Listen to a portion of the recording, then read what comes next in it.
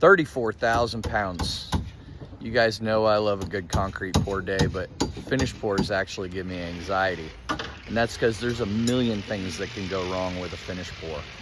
And I could talk for 30 minutes about all those things, but the one that makes us the most nervous is a form failure. And that's because there's 34,000 pounds of concrete going inside that void between those two forms right now.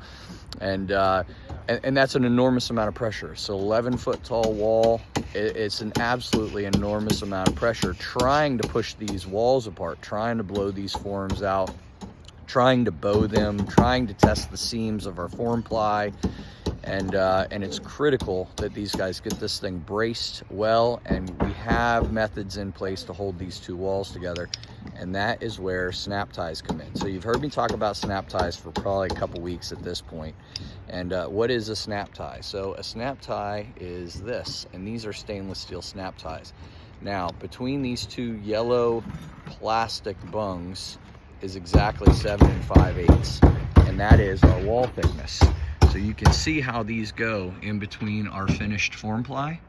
And then on the outsides, these guys laid out every one of these holes in a grid, and they forecasted their stud locations so they could use the studs as braces to pull against these snap ties to hold this wall together.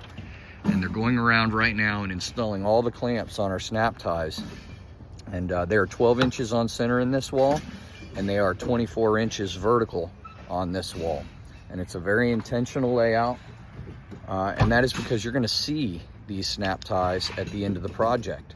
So we'll actually get rid of these yellow caps, and then one of the reasons why we call them snap ties is because we snap them off right here at this bit, and there's a little cone-shaped dimple in the finished product. So it's actually part of the aesthetic of a finished concrete wall. Wish us luck, guys. Hopefully these guys did their job right, and this thing stays together, and we have a beautiful finished product. Larry over there has been doing this his whole life, so I feel like we're in pretty good hands, and we're gonna have a pretty good result as per usual. But if not, it's Larry's fault.